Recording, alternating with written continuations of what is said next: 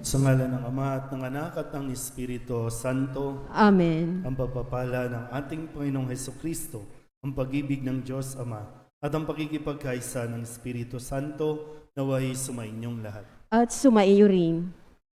Mga kapatid, tinipon tayo bilang kaanib na angkan ng Diyos, kaya dumulog tayo sa maawaing Panginoong magpapatawad ng lubos. Sinugong tagapagpagaling sa mga nagsisisi, Panginoon, kaawaan mo kami. Panginoon, kaawaan mo kami. Dumating na tagapag-anyayang mga makasalanay magsisi, Kristo, kaawaan mo kami. Kristo, kaawaan mo kami. Nakaluklok ka sa kanan ng Diyos Ama para ipamagitan kami. Panginoon, kaawaan mo kami. Panginoon, kaawaan mo kami. Kaawaan tayo na makapangyarihang Diyos, patawarin tayo sa ating mga kasalanan at patnubayan tayo sa buhay na walang hanggan. Amen.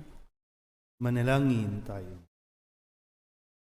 Ama naming makapangyarihan, sa iyong pagmamahal na aming maaasahan, nagiging dalisay at matibay ang iyong sambayanan.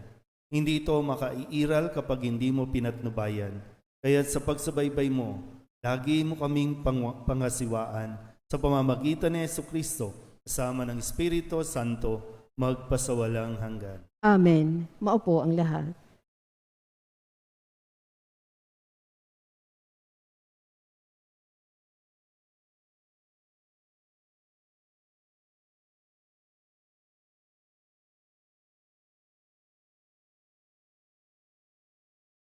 Pagbasa mula sa ikalawang aklat ng mga hari.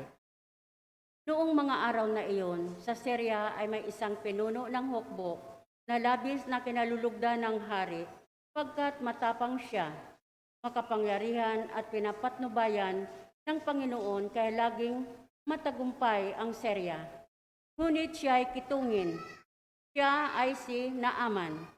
Minsan nga ang taga-Syria ay nakabihag ng isang babaeng Israelita.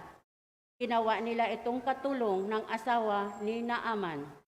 Sinabi nito sa kanyang Panginoon, "Kung ang asawa ninyo ay lalapit sa propeta sa Samaria, tiyak nagagaling siya." Ang sinabi ng Israelita ay sinabi ng babae kay Naaman. Nagpunta naman ito sa hari at ibinalita ang sinabi ng utusan ang kanyang asawa. Sinabi naman ng hari, "Pumunta ka at pagdadalhin kita ng sulat sa hari ng Israel."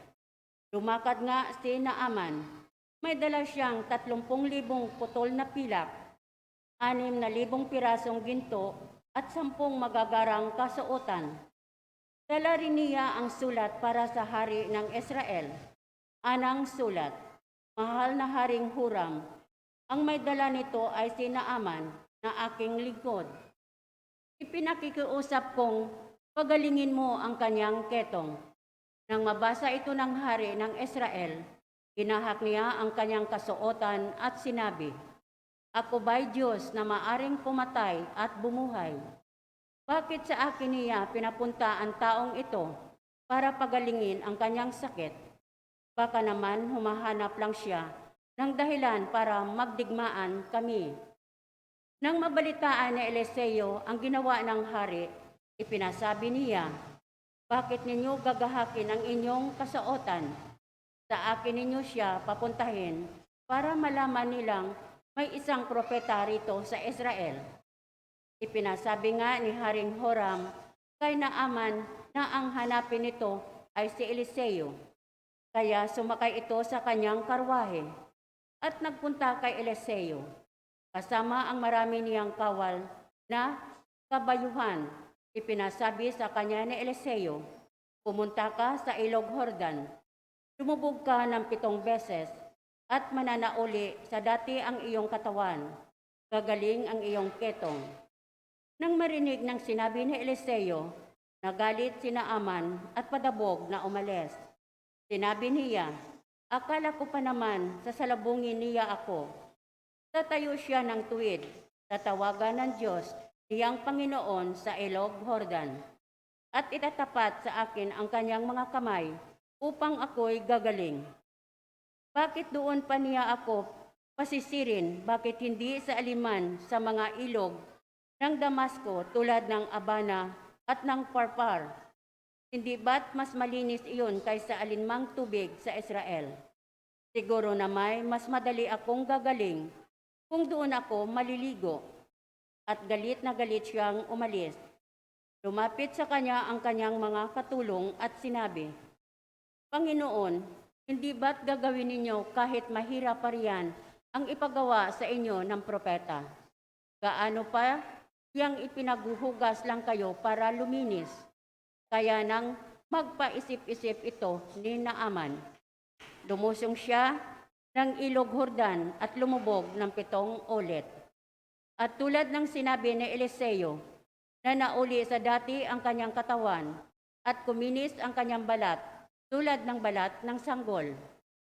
Si Naaman at ang kanyang mga kasama ay nagbalik kay Eliseo. Sinabi niya, ngayon napatunayan kong walang ibang Diyos sa ibabaw ng lupa, kundi Diyos ng Israel. Ang salita ng Diyos. Salamat sa Diyos. Salmong tugunan. Aking kinasasabikan, ang Diyos na nabubuhay, tayo pong lahat. Aking kinasasabikan, ang Diyos na nabubuhay. Kung paanong yaong batis ang hanap ng isang usa, gayon hinahanap ng Diyos ang uhaw kong kaluluwa. Tugon, Aking kinasasabikan, ang Diyos na nabubuhay. nananabik ako sa Diyos, Diyos na buhay, walang iba. Kailan kaya maaring sa harap mo ay sumamba? Tugon, Aking kinasasabikan, ang Diyos na nabubuhay.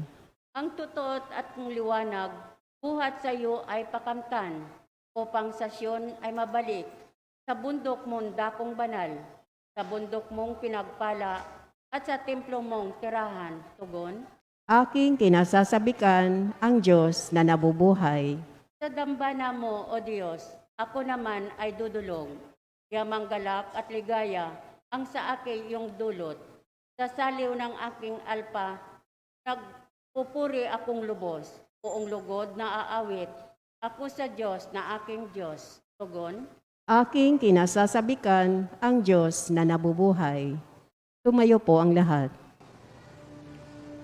Wikamo'y aming diringgin, wikamo'y aming susundin, wikamo'y aming tutupdin. Sumainyo ang Panginoon. At sumaiyo rin. Ang mabuting balita ng Panginoon ayon kay San Lucas. Papuri sa iyo, Panginoon. Nang dumating si Jesus sa Nazareth, sinabi niya sa mga sinagoga, Tandaan ninyo, walang propetang kinikilala sa kanyang sariling bayan. Ngunit sinasabi ko sa inyo, maraming babaeng balo sa Israel noong kapanahunan ni Elias nang hindi umulan sa loob ng 3 taon kalahati at magkaroon ng matinding tagutom sa buong lupain. Subalit, hindi sa kanino man sa kanila pinapunta si Elias, kundi sa isang babaeng balo sa Sarepta, sa lupain ng Sidon. Sa dinami-dami ng mga ketongin sa Israel noong kapanahunan ni Eliseo, walang pinagaling isa man sa kanila. Si Naaman pang taga-Syria ang pinagaling. Galit na galit ang lahat ng nasa sinagoga nang marinig ito. Nagtindigan sila at ipinagtabuyan siyang palabas sa taluktok ng burol na kinatatayuan ng bayan upang ibulid sa bangin. Ngunit dumaan siya sa kalagitnaan nila at umalis.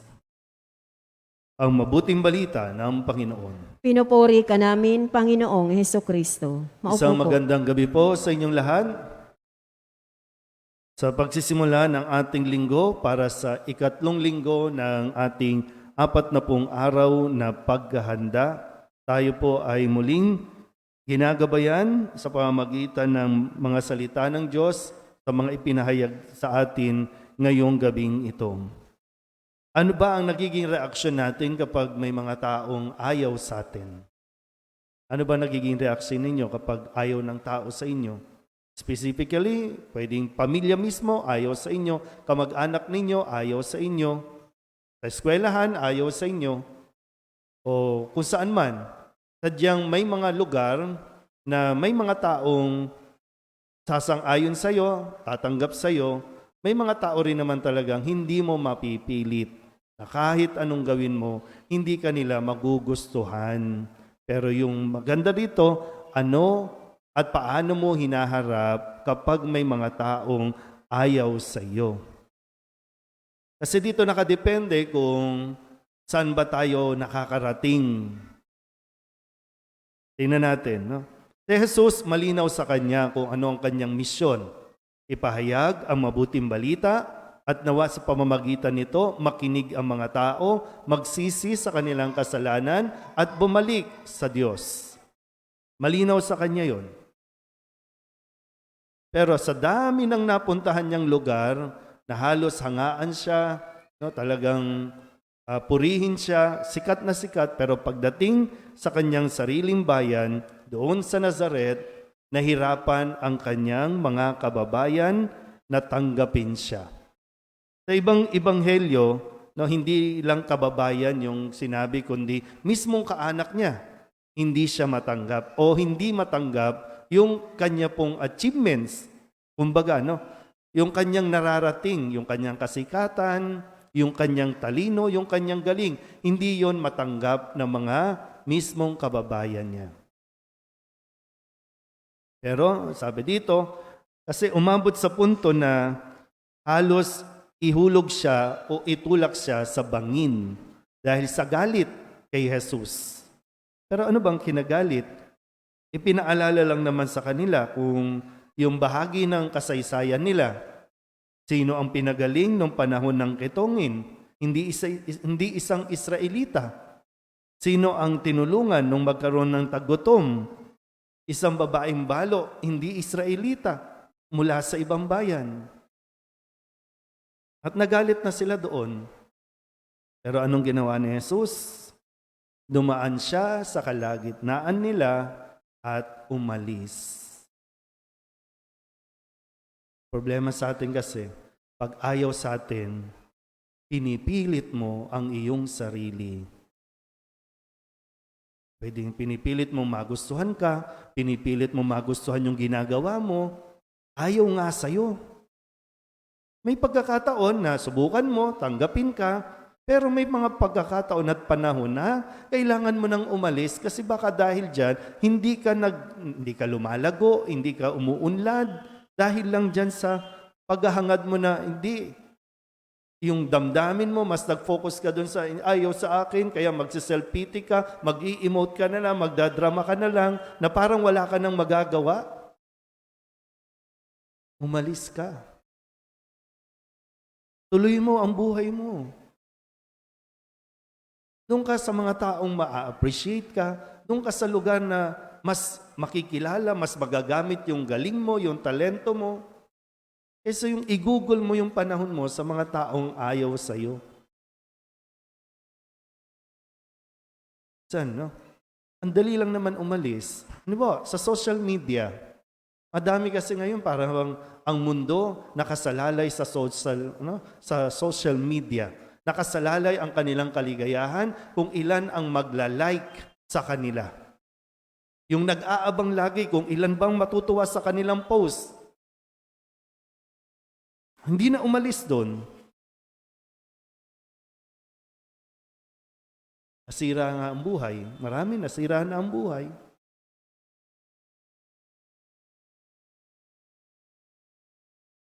So baka huwag niyo isisi sa iba. Kung hindi ka umunlad, di ka naging successful, huwag mo isisi sa kanila. Kasi nga, paano mo ba hinarap? Ano yung naging attitude mo sa kanila o sa ganitong sitwasyon? Ano? Halimbawa, no? Dito sa atin, sa bansa natin, maraming hindi nakaka-appreciate sa mga nurse. No? Hindi nga ma-appreciate ng government natin ang mga nurse. Tingnan mo, naging successful sa ibang bansa. In demand sa ibang bansa. Bakit pagsisiksikan dito? Tingnan natin, no? Kasi nga talagang nakadepende sa attitude. Yung tinatawag na natin, minsan, mindset lang yan eh. Diba? Ano yung mindset mo pag ganitong sitwasyon? Kung nasaan ka ngayon, yan. Ikaw yan. Hindi yan dahil sa ibang tao. Dahil yan sa desisyon mo rin. Pero dito, ginawa ni Jesus, dumaan siya sa gitna nila, umalis. Kawalan ko ba? Para bang no, pag sinabi, sino ang nawalan? Si Jesus ba ang nawalan? Hindi. Mismong sariling bayan niya ang nawalan. Dahil si Kristo, halos hanapin, sundan ng mga tao, itong mismong taga Nazaret, ayaw sa kanya. Hindi siya gumawa doon ng maraming kababalaghan. Dahil tinayang nila yung grasya. Sa kanila na, pinakawalan pa. Doon tayo sa kung saan ka mas lalabas yung potentials mo, doon ka sa mas lalago ka, mas magmamature, doon ka pumunta. Huwag mong gugulin ang iyong panahon sa lugar at sa taong ayaw sa iyo. Amen?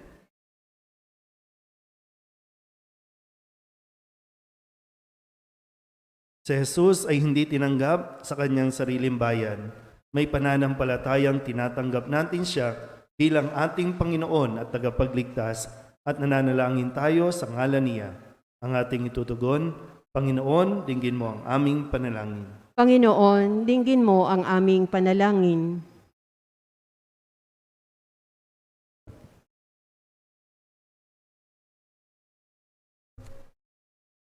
Ang mga pinuno ng simbahan, naway magpahayag ng salita ng Diyos nang may tapang at isabuhay ito ng may paninindigan.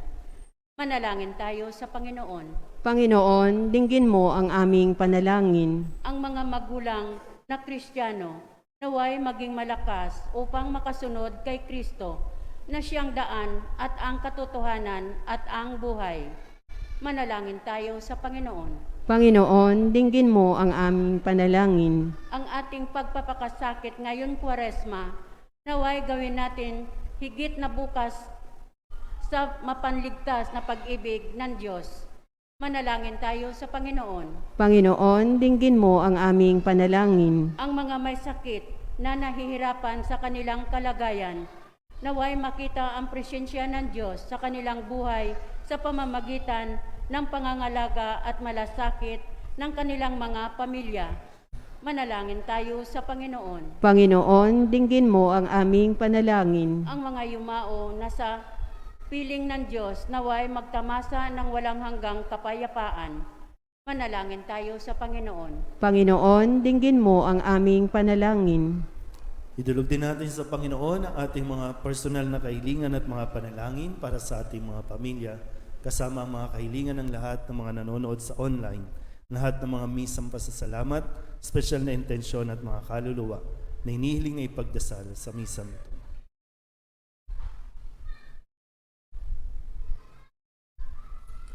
Ang lahat ng ito hinihiling namin sa ngalan ni Kristo, aming Panginoon. Amen. Maupo ang Buksan ng aming puso, turuan mong magkalang sa bawat pagkukuro, lahat ay makayakap. Buksan ng aming isip, sikatan ng liwanag ng kusang matangkilik, tungkuling nabanag.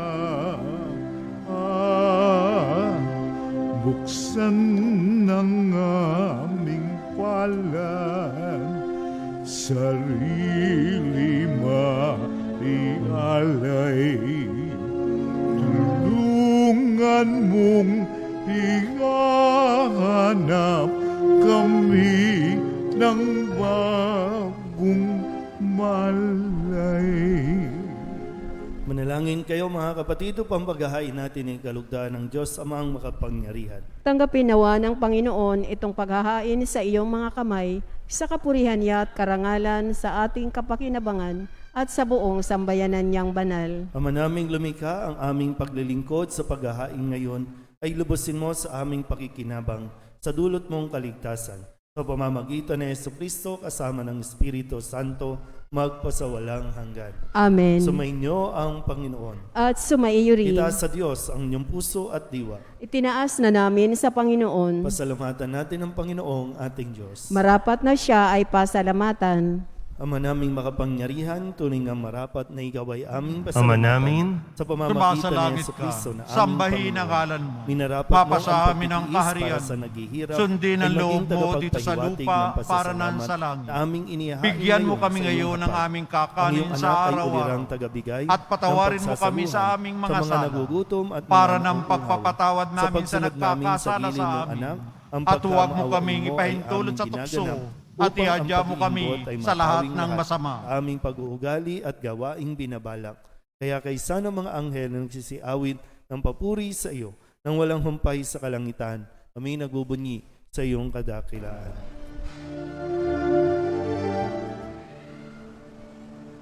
Santo, Santo, Santong Panginoong Diyos na makapangyarihan.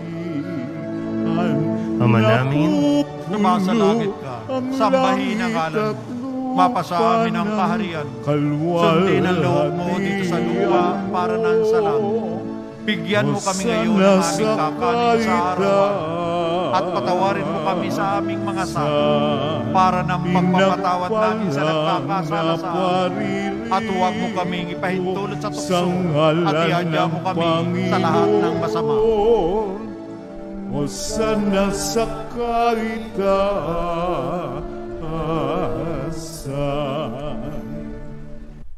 Ama naming banal, ikaw ang bukal ng tanang kabanalan. Kaya't sa pamamagitan ng iyong Espiritu, gawin mong banal ang kaloob na ito upang para sa aming maging katawan at dugo ng aming Panginoong Hesukristo. Bago niya pinagtiis ang kusang loob na maging handog, hinawakan niya ang tinapay, inasalamatan kaniya, inaghati-hati niya iyon, iniabot sa kanyang mga alagad at sinabi, "Tanggapin ninyong lahat ito at kanin, ito ang aking katawan na ihahandog para sa inyo."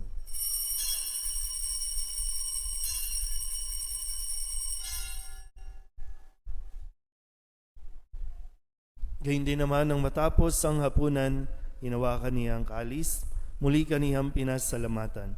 Iniabot niya ang kalis sa kanyang mga alagad at sinabi, "Tanggapin ninyong lahat ito at inumin. Ito ang kalis ng aking dugo, ng bago at walang hanggang tipan. Ang aking dugo na ibubuhos para sa inyo at para sa lahat sa ikapagpapatawad ng mga kasalanan. Gawin ninyo ito sa pag-alaala sa akin."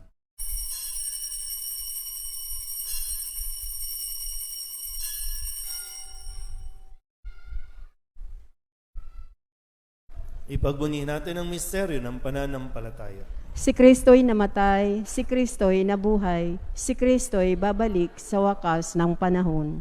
Ang mga ginagawa namin ngayon ang pag-alaala sa pagkamatay at muling pagkabuhay ng iyong anak.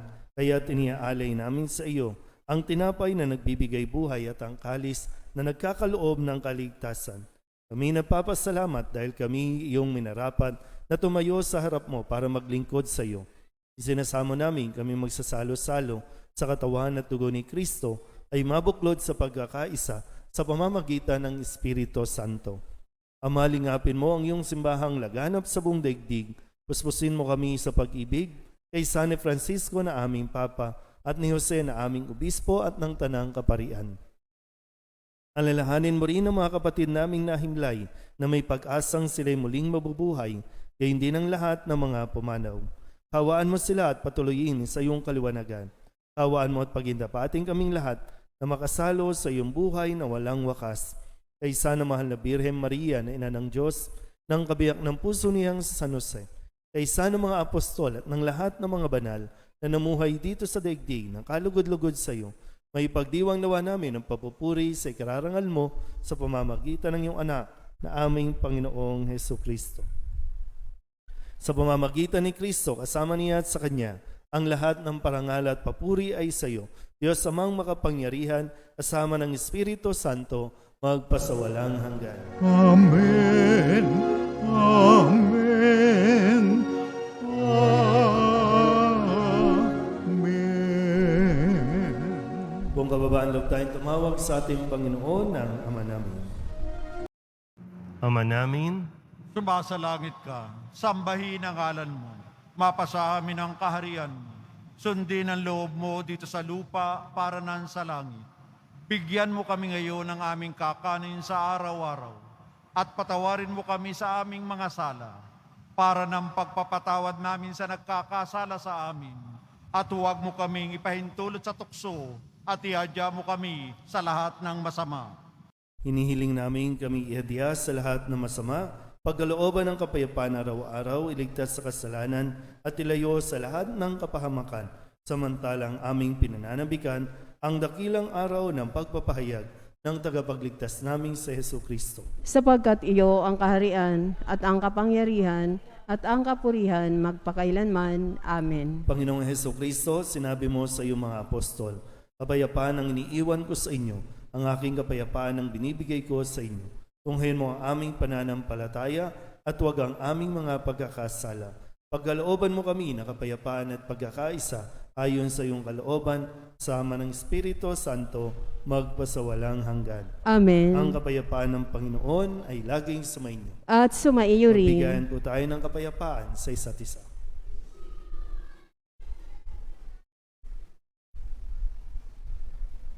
Kordero ng Diyos na nag-aalis ng mga kasalanan ng sanlibutan, maawa ka sa amin. Kordero ng Diyos na nag-aalis ng mga kasalanan ng sanlibutan, maawa ka sa amin. Kordero ng Diyos na nag-aalis ng mga kasalanan ng sanlibutan, ipagkaloob mo sa amin ang kapayapaan. Lumuhod po ang lahat. Ito ang kordero ng Diyos. Ito ang nag-aalis ng kasalanan ng sanlibutan. Mapalad ang mga inaanyayahan sa kanyang piging. Panginoon, hindi ako karapat-dapat na magpatuloy sa iyo, ngunit sa isang salita mo lamang ay gagaling na ako. Katawan ni Kristo. Amen.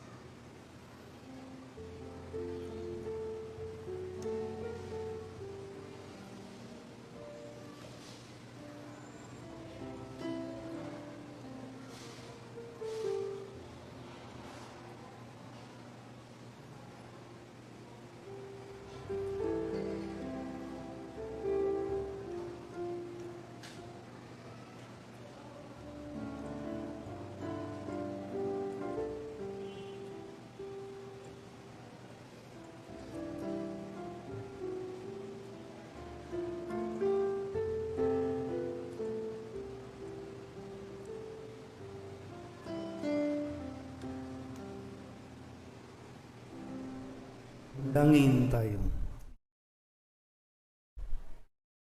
Ama naming mapagmahal, ang pagsasalo namin sa banal na pakikinabang ay magdulot nawa ng kadalisayan at magkaloob ng kapayapaan sa pamamagitan ni Jesucristo kasama ng Espiritu Santo magpasawalang hanggan. Amen. Sumainyo ang Panginoon. At sumaiyo rin. At pagpalain kayo ng makapangyarihang Diyos, Ama at Anak at Espiritu Santo. Amen.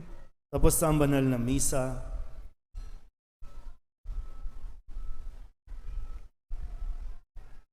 humayo tayo sa kapayapaan ni Kristo. Salamat sa Diyos. Magandang gabi po. Good evening, Father.